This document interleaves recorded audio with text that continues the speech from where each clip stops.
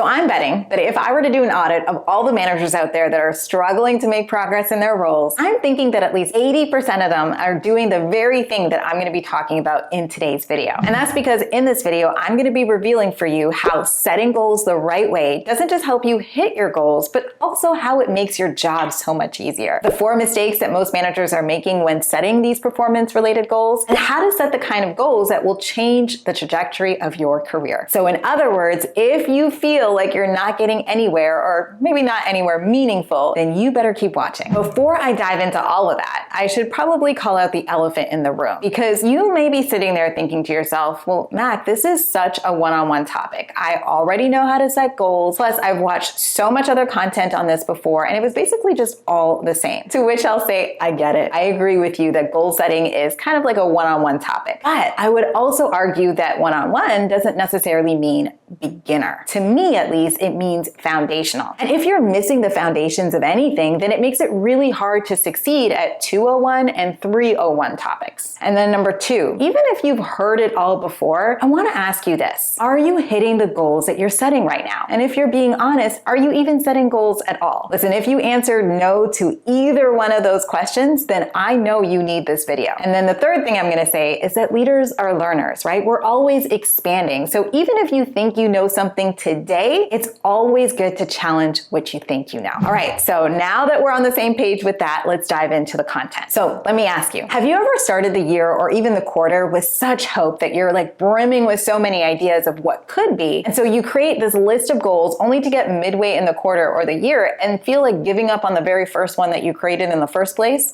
Well, I've been there, my friend, as recently as this year, where I actually started the year with such hope, only to realize that I piled on way too much for myself as well as my team. Because by the end of the quarter, we didn't know where to focus our energy, and we ended up actually having to pull back the reins on a few things in order to focus on what was most important. So know that I truly understand the difficulties that surround knowing where to focus, particularly in a role where everything feels so important. And honestly, even when you know the principles, sometimes you get it wrong. And so what I personally am relearning myself this year is that less is more, and that the aim should be on just a few clear, concise goals for the entire team. That way everyone can just focus on the most impactful objectives that aligns with the bigger picture. You know, something that has helped me tremendously is just simply sitting in silence. I know that sounds weird, but it really does work. And one of the things that I've noticed, again, for me anyways, is that noise just makes me feel frantic, and it brings along with it a lot of frantic energy. But silence,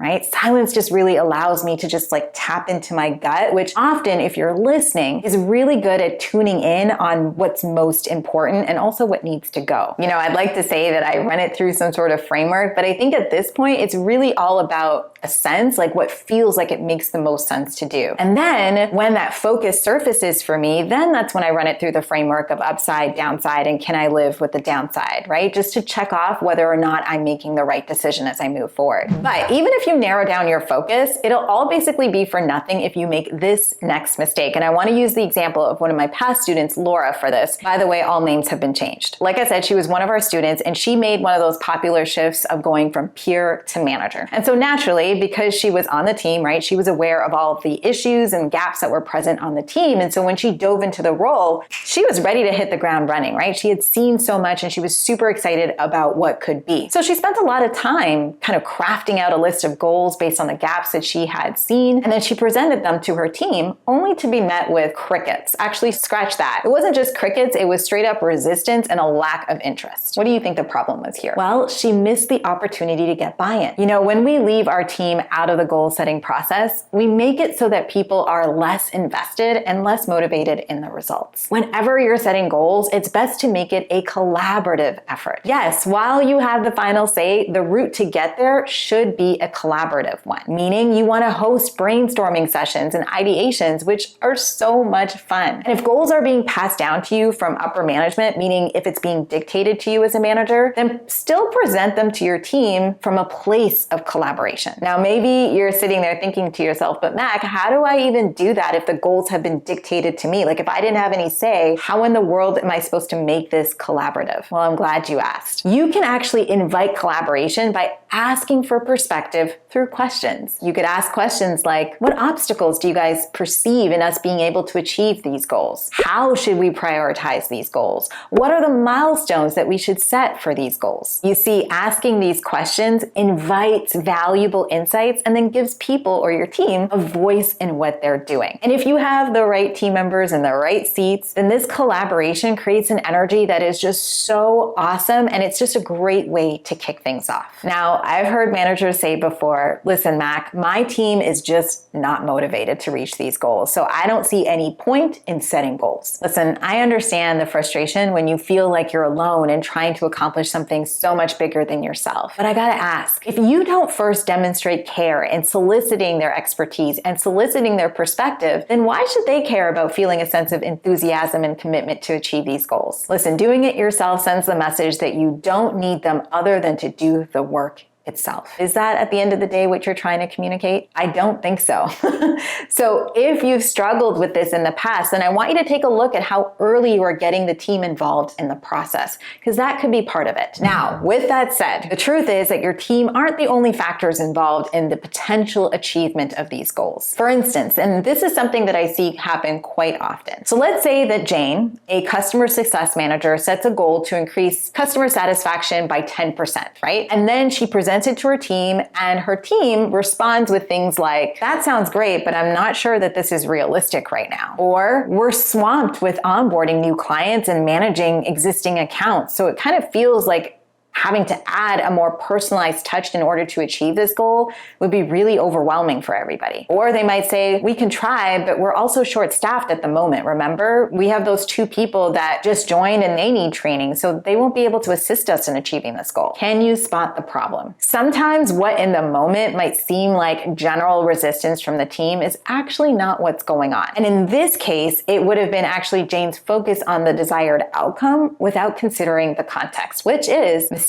number 3. Setting goals in a silo without consideration of the context with which you operate is often a recipe for resistance and occasionally disaster. Now, of course, some of the solve of this would be starting from a place of collaborating with your team on the goals. But even at that, sometimes team members also just don't see the full picture because they don't have it. Remember, they're ICs. So for this reason, it's your job to consider 4 really important contexts. Context number 1 is workload, meaning is your team already stretched thin with existing projects, deadlines, or commitments? Number 2 is resources. Does your team have the necessary tools, budget, and training resources to be able to achieve these goals? Number 3 is upper management. Are there any upcoming maybe company initiatives or changes that might maybe impact your ability to focus? And then number 4 is capabilities. So does the team have the skill sets, the experience, and the risk tolerance to even achieve these goals, or do you guys have to take it in 2 phases? Do you see just how much thought process needs to go into setting goals as a manager? It's honestly a lot. And despite going through each of these steps, there are still things that can actually slip through the cracks, which brings us to mistake number 4. So for this one, let's consider an example. So let's say that you're planning a road trip where the intent is not just to get where you're going, but hopefully stop along the way and see some cool stuff. So you wouldn't just hop in the car and just point vaguely in a direction that you think you want to go and just hope that you'll stumble across some amazing sights, right? Of course not. You'd map out your route, you'd research interesting places to visit, and you'd also have just a general idea of how long each travel place is going to take you. Goal setting is like taking that road trip, and your roadmap is your framework. And that's because of the fact that it helps you to identify your destination or your goals. It helps you to choose the most effective route or your action steps, and then anticipate challenges. Without it, you might end up lost and frustrated. A great and well-known framework is the SMART framework for goal setting. Now, I'm sure you've heard of it before, but in case you haven't, I just want to catch you up so that you and me are on the same page. So the SMART framework is the roadmap that helps you to effectively set your goals. The S stands for specific, meaning the goal you set must be clear in terms of what you intend to accomplish or achieve. The M stands for measurable, meaning it should be defined how you'll know whether or not you've achieved your goal with some qualitative or quantitative metrics, which by the way is my personal favorite. The A stands for attainable, meaning it's reasonable, right? It's reasonable for you guys to be able to achieve this with the resources and the support that you have. R stands for relevant, meaning it's aligned with the overarching objectives. And then T stands for time-bound, meaning it's attached to a date, which creates a sense of urgency and completion. All of this is necessary in order to help you reach your destination. Now, yes, I know that this is not sexy, but it works. And it's something that is generally easy to set up and keeps you and the team focused on the most important parts so that you can actually achieve your goal. You know, there's this great quote that I love so much by Cam Blanchard where he says, all good performance starts with clear goals. So if right now you're not pleased with the performance that you have on your team, then I would encourage you to peel things back and just start with crafting some really clear goals. And when you do actually carve out the time to do this, I want you to come back to this video to make sure that you've kind of checked off all the boxes and taken into consideration some of the most important elements that I talked about today. But this brings us to the most important part of the entire discussion, which is, well, what do you do after you set these goals? Because having your own clarity on all of this is great, but it means absolutely nothing if your team doesn't have that same level of clarity. Meaning the way that you communicate these goals is equally as important. So if you want to make sure that these goals you set actually get accomplished, then I want you to watch this video here next.